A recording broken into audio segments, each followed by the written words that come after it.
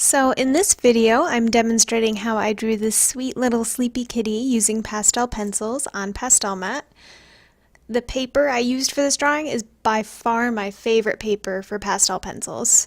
I used a light gray for this drawing since I was keeping the cat in grayscale. I used a few different brands of pastel pencil, but I only used 2 grays, 2 blacks, and 2 whites for the whole drawing. The reasoning behind using multiple brands of pastel pencils is that I get the best of all the different brands. Carbothello are my go-to all-around favorite. They're a little softer than other brands and they work in pretty much anything I want to draw. The Pitt pastel pencils, which are by Faber-Castell, are a harder pencil, so they're a little easier to sharpen to a fine point, and they work great for getting that small detail into certain areas. Some of their colors are actually a little bit darker than the Carbothellos. For example, their black comes out darker than the Carbothello black. The Derwent pastel pencils are not my favorite by any means. They're a little scratchier than I would normally like. However, they do have some colors that don't exist in other brands, so they're a great addition to your collection if you can afford a few different sets. Or even just a few, extra colors that you notice you don't have already. Their charcoal gray, or graphite gray I think it's called, is one of the ones that I used in this drawing, and it's one that I didn't have in any of the other sets that I had. Overall, if you can only afford one set, the Carbothellos would be my recommendation because they're the best all around to start with in my opinion, and I find myself reaching for them the most out of any of my pencils. For the darkest black areas, you'll see me use a Prismacolor NuPastel. That's a hard pastel. It comes in a block. This shows up even darker than the pastel black. So it's good when you want that really hard contrast. So to start out the kitty, I begin by laying down my mid-range value, which in this case is a dark gray. I usually start at the eyes when I'm working on a portrait of either an animal or a person. That's just personal preference on my part. Once I get the mid-toned gray laid down, I'm coming on top with my lighter grays. I don't use much pressure at any given time when I'm starting a project like this. If you push hard on the pencil, you may fill up the tooth of the paper faster than you'd like, and you won't be able to layer further over that area later. With a paper like Pastelmat, it's easy to put on layer after layer after layer and keep reworking an area until it looks the way you want it to. You'll see me do that a few times on this nose here. It wasn't quite looking the way that I liked it to, so I had to work it a couple times, and that's very possible with this kind of paper.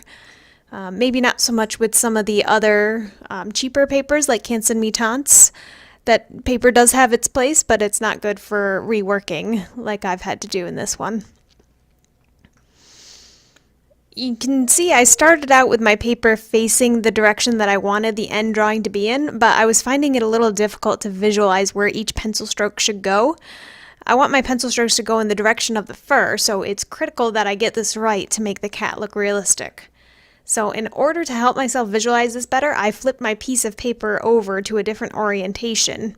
So I personally found it easier to see what direction I should be moving my pencil in.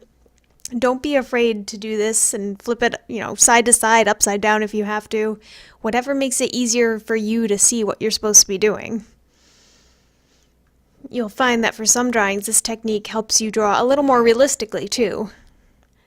When working on something detailed like a portrait of a person, you might find that you're able to more accurately portray the likeness if you flip your work upside down.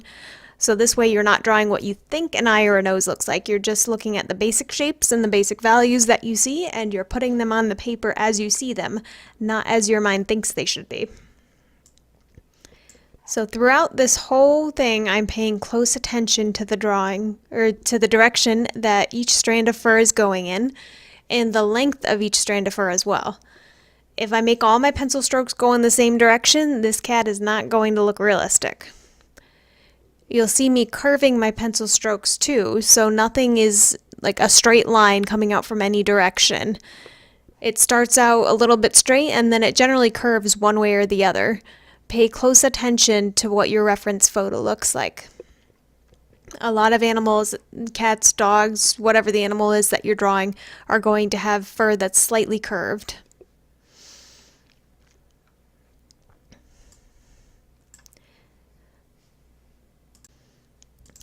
For me, you'll see it's easier for me to use the side of my pencil to make quick fur-like strokes. You'll see me holding the pencil in a way that might not look entirely natural for a pencil, but that's just how I find it easiest to work. I find it a little easier to be a little looser with the direction of the stroke and get it to be a little more random by holding my pencil that way. You'll also notice I have a habit of blocking in all my areas first before coming in with the specific fur on top.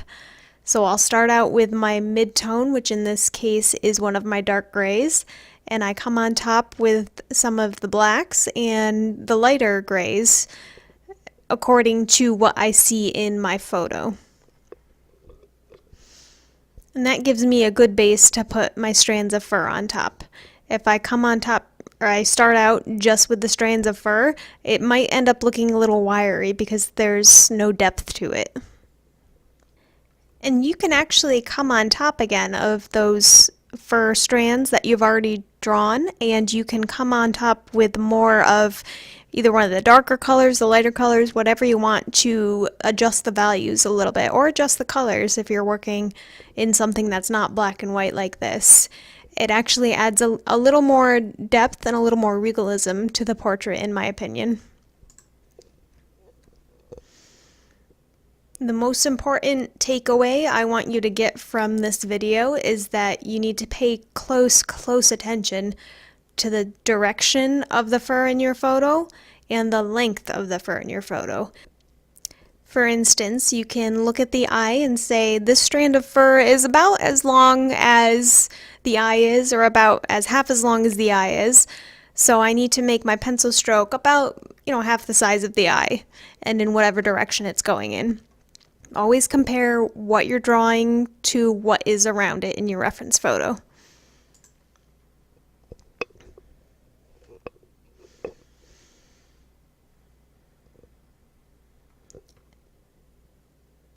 And now we're working into a bit more of the blurry areas of the photo. So in these areas I'm going to pay attention to not adding as much detail as I have in the rest of the photo. If I add a lot of detail in the background, then it's going to look like that's bringing it forward. The more detail you have, the closer it's going to appear to the viewer. So if I put a little less detail in the background, then that is going to look like it's in the distance. I'm also using my fingers to blend at this point so that it looks like the cat kind of blurs out a little bit in that area.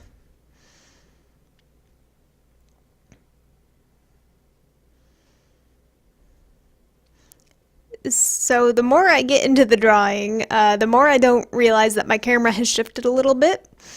So every time I hit the start or stop button so I can take a break, stand up, and look at my photo from far away, look at my drawing from far away, the camera ends up moving a little bit, and half the time I don't notice until it's too late. So I apologize for that.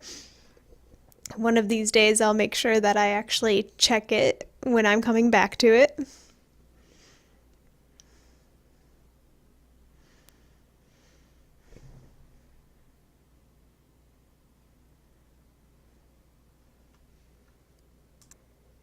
So for some of these areas that are on the left-hand side of the drawing that are more in the background next to the cat's tail, you can see the fur is going in many different directions. It's going up, it's going down, it's going left and right, and it's really short compared to the other fur that's on the cat's tail and on their face.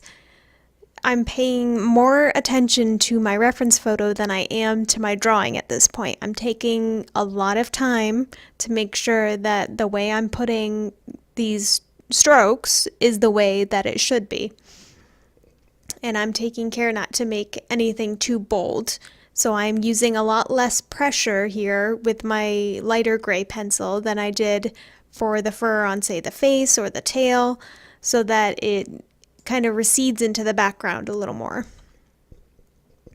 This is really easy to do with pastel pencils because you can make either a bold line or a really light line using just the same pencil, just varying the amounts of pressure that you're using.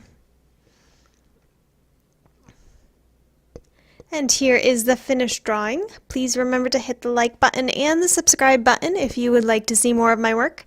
I'm always drawing something new, so I'm happy to make new tutorials if that's something you'd like to see. We'll see you next time!